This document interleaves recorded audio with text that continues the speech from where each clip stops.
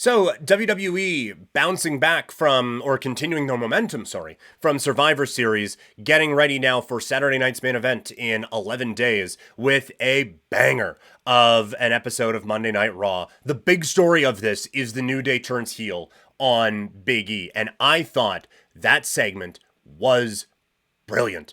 It was fantastic. It was one beat away from being perfect. I'm going to start with the negative, which sucks, but the whole you could have done more to heal from a broken neck by now thing, that lost me for a stretch in there, because that's an absurd thing to say, and we are trying to base this a little bit more realistically, right, around these guys.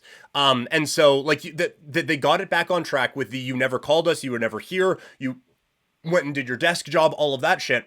They got it back on track. The part where it was like why aren't you healed from a broken neck? Like, that's absurd. But you've been here. You've been doing the commentary thing. You've been doing the desk thing. Now you want to come out and be our manager? That felt like a legitimate gripe, quite frankly, from the New Day. And to be able to turn that into a heel kind of faction, I do think it does kind of add some legitimacy to this. And one of the best things about the best heels is that you can kind of see their point. They're just going about it in a really shitty way. And so I think that is one of the things that adds this whole aspect to the New Day, the new Day, and gives it, I think, a bit of legitimacy. And I'm quite interested to see where it goes. But as this whole segment went on, you were trying to guess along with where's it going to go. Is it going to be a Kofi turn on Xavier? Like, are they going to try to swerve us with that? Is it going to be Xavier, as we thought all along, turning on Kofi? Is Big E going to be able to bring these guys back together? Like, I think a lot of people were hoping. Watched it with my wife. That's kind of the direction she thought it was going to go in. You didn't know, even as Kofi and Xavier turn and go face to face, you have this, what are they going to do here type of a moment. You were guessing until the last possible second where this was going to go. And it was art. It was so well done from these three performers. And now I'm really interested to see what is next. I think some people may be drawing to potentially a Obafemi coming in and being a big part of this group. And also, like, where does Big E go? Does he go and get a tag team to try to rival with these guys? Do we actually get him on television on a more consistent basis now? So I think there's a lot of questions around this. Other aspects of the show, I really enjoyed that first segment with Punk, Rollins, Sami Zayn, and Jey Uso. I think it sets up so many different rivalries that you can get to, and then another one added on top of it. And, like, honestly, everyone's rationale was believable. I thought it worked out really, really well. It set up the main event in a really fun way, and it just provides so many different storyline directions that they could go that it makes you excited for the next stretch here up to WrestleMania with all the different performers that are involved in this one. On the opposite end of that, Judgment Day Dissension, like, it's okay. This group has certainly felt like it has cooled off again. They tried to ramp it back up with them being badasses, and then they just kind of fade back. And now they ramp it up again, and they try to fade back. And now there's dissension again. It doesn't really click to me.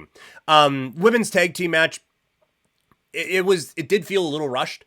And maybe not a picture perfect night, but the one thing that I really noticed is that this crowd is ready to get behind Iyo Sky. And if you guys have watched my content for any amount of time, you know that I will look at just any reason to believe that Iyo Sky should be a champion or something. But it does really feel like this crowd is getting behind Iyo and getting excited for her. And how could you not? She has a style that is so much fun to watch and is really easy to get behind. And so I think that there is a lot of momentum with this particular character right now. I don't think she wins the title at Saturday night's main event, because I think having that title in the Liv, Rhea, Raquel universe right now does kind of help things there.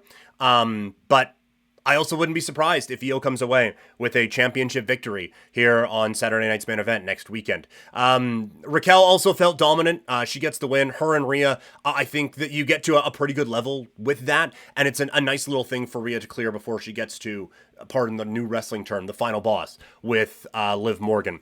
Gunther trolling Finn Balor was kind of fun with the Dom match. Doesn't really quiet the concern that he's turning babyface, but it was entertaining, and it should be a fun match at Saturday night's main event. The women's IC title tournament qualifying match with Chance, Baszler, and Dakota Kai. I think it shows what the IC title is kind of supposed to do right now. It highlights some talents that hadn't really been highlighted in all that productive of a way. But the one thing I will say, it can't just be, oh, they're the Intercontinental Champion now, and now they're the number one contender for the Intercontinental title, and now they're going to wrestle for a title.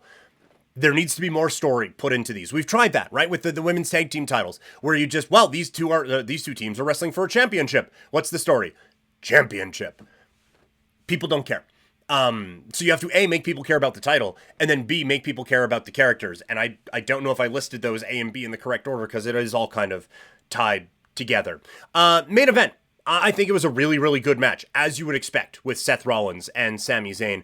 I didn't love that we got back-to-back roll-up finishes in the R-Truth match and then the Pete Dunne one, but it worked given this, and then Drew comes back, which was not something that I was anticipating. Maybe it was out there. I've done a pretty good job of avoiding those kind of spoilers over the last little while, so I was genuinely surprised by this. My one concern is that there are so many storylines based on how have you helped the bloodline. You helped Roman Reigns. It's Kevin Owens and Cody. It's Seth Rollins and fucking everyone. And now it's probably going to be Drew McIntyre and Sami Zayn in that universe now, right? And so this has to feel a little bit different. And it'll probably be, well, you helped out CM Punk. And there goes that. But I feel like you do need to have a little bit more of a story than you helped the bloodline, because we've done that twice now.